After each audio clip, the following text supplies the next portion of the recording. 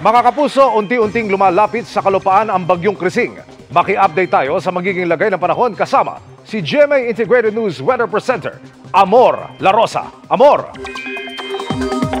Salamat, Emil. Mga kapuso, dahil sa patuloy na paglapit ng bagyong Krising, ilang lugar na po sa Luzon ang isinailalim sa wind signal warning. Signal number 1 po dyan sa Batanes, Cagayan, kasama po ang Babuyan Islands, Isabela, Quirino, northern portion ng Nueva Vizcaya, northern portion ng Aurora, Abra, Apayao at pati na rin po sa Kalinga. Kasama rin po sa signal number 1 ang Mountain Province, Ifugao, northern portion ng Benguet, Ilocos Norte, Ilocos Sur, northern portion ng La Union, Apulilio Islands, Camarines Norte, northern portion ng Camarines Sur at pati na rin po ang Catanduanes. Paghandaan po ang malakas sa bugso ng hangin na may kasamang pag-ulan sa mga nabanggit na lugar sa mga susunod na oras. Maaari po maganda pa ang panahon ngayon sa inyong lugar pero gamitin po natin ang pagkakataong ito para maghanda. Nagbabala rin po ang pag-asa sa posibleng storm surge o daluyong na aabot sa 1 hanggang 2 metro ang taas. Diyan po yan sa may Cagayan, kasama po ang Babuyan Islands, pati na rin po sa Isabela at Ilocos Norte. Huling namataan ang sentro ng bagyong Krising, 545 kilometers silangan po ng Baler, Aurora. Taglay po nito ang lakas ng hangin nga abot sa 55 kilometers per hour at yung bugso po niyan 70 kilometers per hour. Ang pagkilos po nito ay pa-west-northwest sa bilis na 30 kilometers per hour. Kung mapanatili po ang ganitong galaw ayon po sa pag-asa, patuloy po nitong tutumbukin ito pong Northern Luzon at posible po yung mag-landfall dito po sa mainland Cagayan, maaari pong bukas ng gabi. Pagtama po dito sa Cagayan, tatawin po niyan itong bahagi po ng Apayao at pati na rin po ng Ilocos Norte hanggang sa makarating na po yan dito sa may West Philippine Sea. Posible po itong makalabas sa Philippine Area of Responsibility Sabado ng hapon. Depende pa rin po yan kung ito po ay bumilis o di kaya naman po ay bumagal pa ng konti. Pero mga kapuso, paalala lang po, no, hindi lamang po yung mga lugar na nabanggit ang dapat maghanda dahil po posible na umangat o di kaya naman po ay bumaba pa po yan ng konti. Base po dito sa nakikita natin o tinatawag na area of probability. Dapat maghanda rin po ang Babuyan Islands, ganoon din po ang northern portion ng Isabela, Kalinga at pati na rin ang Abra.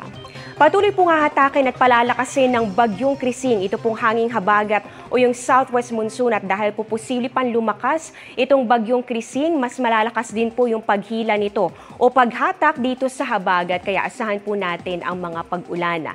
Halos buong bansa po ang natatakpan ng mga ulap dito po sa ating satellite image. Ayan po, no, mula po Luzon hanggang pababa po dito sa Visayas at ilang bahagi ng Mindanao. So yan po yung mga kaulapan na dala nitong bagyong Krising at pati na rin po ng habagat.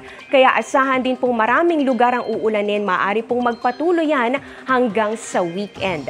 Base po sa datos ng Metra Weather, ngayong gabi po may mga kalat-kalat na ulan pa rin dito sa northern at pati na rin po sa central Luzon, pati dito sa ilang bahagi ng Calabarzon. Kasama rin po dyan ang Metro Manila.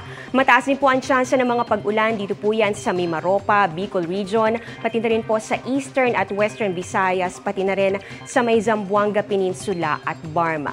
Posible pong magtuloy-tuloy po yan bukas ng umaga at yung mga matitinding buhos ng ulan, ramdam po dito sa may Babuyan Islands, pati na rin po sa may Batanes, Cagayan, Isabela, Apayao, pati na rin po dito sa ilang bahagi ng Aurora.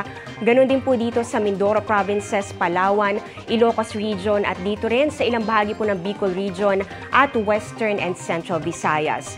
Tuloy-tuloy na po yung mararanasan sa hapon dito po yan sa Luzon. At makikita po ninyo, lalong-lalo na no, dito po sa may Northern Luzon, nandito po nakatutok yung nagkukulay orange, kulay pula at meron din pong kulay pink. So ibig sabihin po niyan, heavy to intense at yan po intense to torrential. Yan po yung mga matitindi at halos walang tigil po ng mga pag-ulan. Mararanasan po yan dito sa halos buong Northern Luzon. Magpapatuloy rin po yung mga malalakas sa pag-ulan dito po yan sa Mindoro Provinces at pati na rin po sa Palawan, ganun din dito sa Bicol Region. Sa Visayas naman mga kapuso, halos buong araw po ang mga pag-ulan, lalong-lalo na dito sa Panay Island, Negros Island Region, ilang bahagi po ng Leyte at pati na rin dito sa ilang parte po ng Cebu at ng Bohol. Sa Mindanao naman, may mga pag-ulan din po dito sa may Zamboanga Peninsula, ganun din po sa may Soc-Sargen at pati na rin sa may Sulu Archipelago sa umaga. Ganyan din po sa hapon at meron na rin po mga pag-ulan sa ilang bahagi ng Caraga at ng Davao Region. Dito naman sa Metro Manila, simula po ngayong gabi hanggang bukas po ng umaga, may mga pabugso-bugsong ulan na po tayong mararanasan. Maging handa po dahil mas malawakan, ayan po nakikita po natin, halos matakpan na rin po itong bahagi po ng Metro Manila sa ating mapa. Posible po yung maranasan pagdating po ng hapon at pati na rin po ng gabi. Yan muna ang latest sa lagay ng ating panahon. Ako po si Amor La Rosa para sa GMA Integrated News Weather Center. Maasahan anuman ang panahon.